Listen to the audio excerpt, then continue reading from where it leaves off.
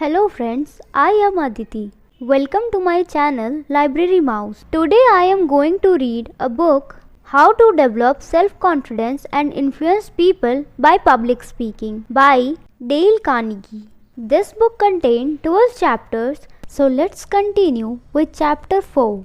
Memorizing a book as long as the New Testament. One of the largest universities in the world is the Al-Azhar at Cairo.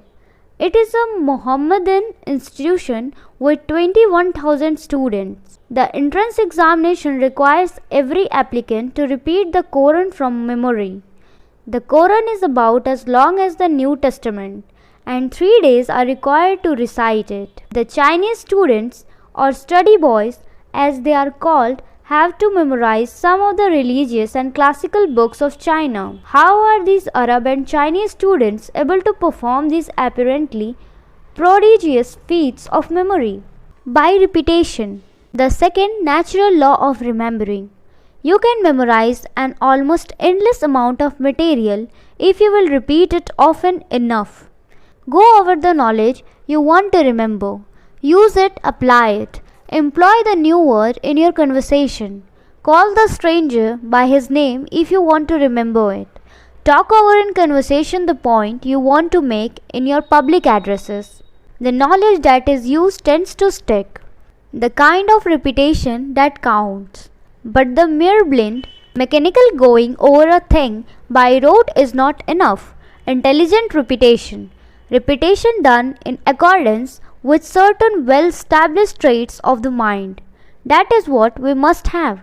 For example, Professor Ibn gave his students a long list of nonsense syllables to memorize, such as dukes, culi, and so on. He found that these students memorized as many of these syllables by 38 repetitions, distributed over a period of 3 days, as they did by 68 repetitions done at a single sitting. Other psychological tests have repeatedly shown similar results.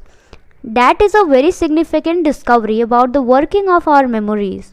It means that we know now that the man who sits down and repeats a thing over and over until he finally fastens it in his memory is using twice as much time and energy as is necessary to achieve the same results when the repeating process is done at judicious intervals. This clarity of the mind, if we can call it such, can be explained by two factors. First, during the intervals between repetitions, our subconscious minds are busy making the association more secure. As Professor James Segley remarks, we learn to swim during the winter and to skate during the summer. Second, the mind coming to the task at intervals is not fazed by the strain of an unbroken application. Sir Richard Burton, the translator of the Arabian Nights, spoke 27 languages like a native. Yet he confessed that he never studied or practiced any language for more than 15 minutes at a time.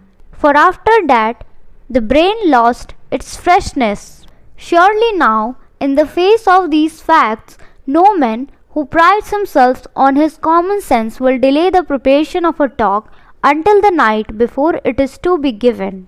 If he does his memory well of necessity, we working at only one half its possible efficiency. Here is a very helpful discovery about the way in which we forget. Psychological experiments have repeatedly shown that of the new material we have learned, we forgot more during the first 8 hours than during the next 30 days. An amazing ratio. So, immediately before you go into a business conference or a PTA meeting or a club group, immediately before you make a speech, look over your data, think over your facts, refresh your memory. Lincoln knew the value of such a practice and employed it. The scholarly Edward Everett preceded him on the program of speech making at Gettysburg. When he saw that Everett was approaching the close of his long, formal oration, Lincoln grew visibly nervous, as he always did when another man was speaking and he was to follow. Hesitantly adjusting his spectacles, he took his manuscript from his pocket and read it silently to himself to refresh his memory. Professor William James explains the secret of a good memory. So much for the first two laws of remembering. The third one, association, however, is the indispensable element is recalling. In fact, it is the explanation of our memory itself. Our mind is, as Professor James Sagley observed, essentially an associating machine. Suppose I am silent for a moment and then say in commanding accent, remember, recollect.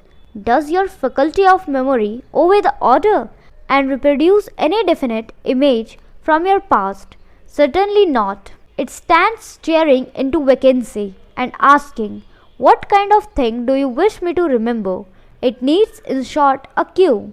But if I say remember the date of your birth, or remember what you had for breakfast, or remember the succession of notes in the musical scale, then your faculty of memory immediately produces the required result.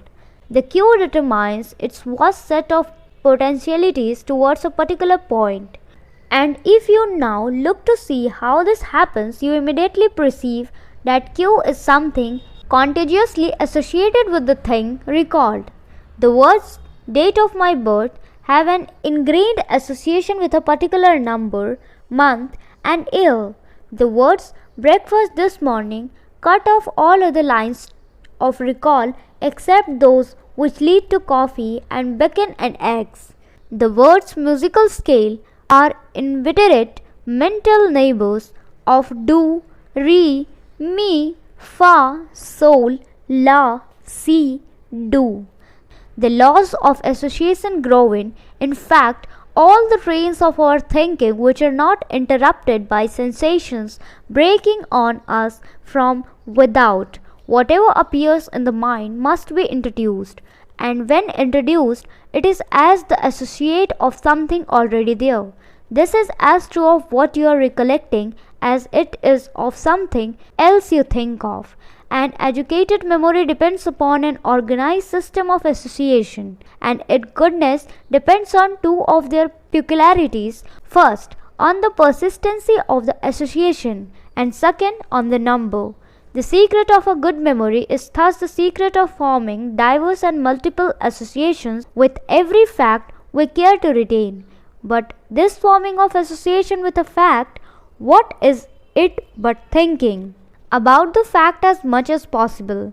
What is it but thinking about the fact as much as possible? Briefly, then of two men with the same outward experiences, the one who thinks over his experience most and weaves them into the most systematic relations with each other will be the one with the best memory. How to link your facts together? Very good. But how are we to set about weaving our facts into systematic relations with each other? The answer is this: by finding their meaning, by thinking them over. For example, if you will ask and answer these questions about any new fact, that process will help to weave it into a systematic relation with other facts. Who is this so? How is this so?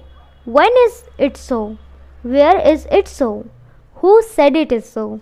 If it is a stranger's name, for example, and it is a common one, we can perhaps tie it to some friend who bears the same name. On the other hand, if it is unusual, we can take occasion to say so.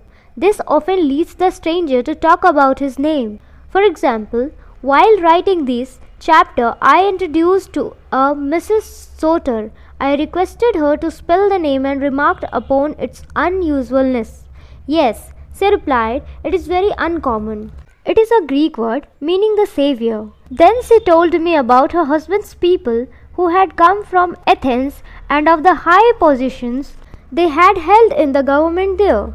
I have found it quite easy to get people to talk about their names, and it always helps me to remember them. Observe the stranger's look sharply. Note the color of his eyes and his hairs, and look closely at his features.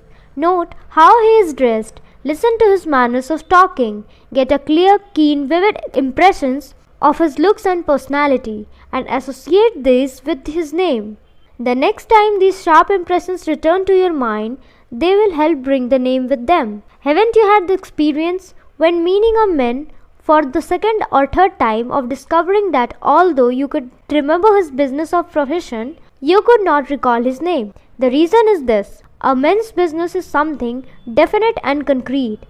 It has a meaning. It will adhere like a cold plaster, while his meaningless name will roll away like hail falling on a step roof.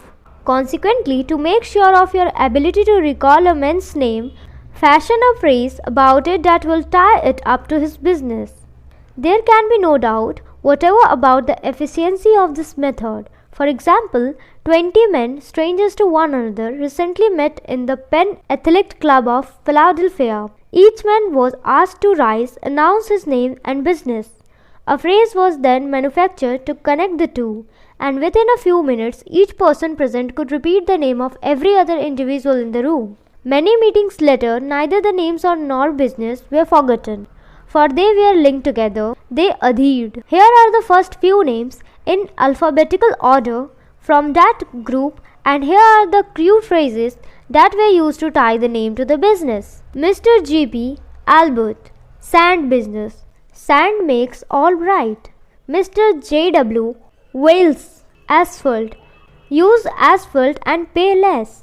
Mr. H.M. Vidal, woolen cloth. Mr. Vidal peddles about the wool business. Mr. Gaydon Bockrick, mining. Bockrick bores quickly for mines. Mr. Thomas Divery, printing. Every man needs Divery's printing. Mr. O.W. Doolittle, automobiles. Do little and you won't succeed in selling cars. Mr. Thomas Fisher, coal. He fishes for coal orders. Mr. Frank H. Goldie, lumber. There is gold in the lumber business. Mr. J. Jancock, Saturday Evening Post. Sign your John Hancock to a subscription blank for the Saturday Evening Post. Here, this is half the part of chapter 4. In next video, we will continue this. Thank you so much for listening it, and I hope it is understandable to you. If you enjoy watching my videos, do like, subscribe and share with your family and friends. Thank you.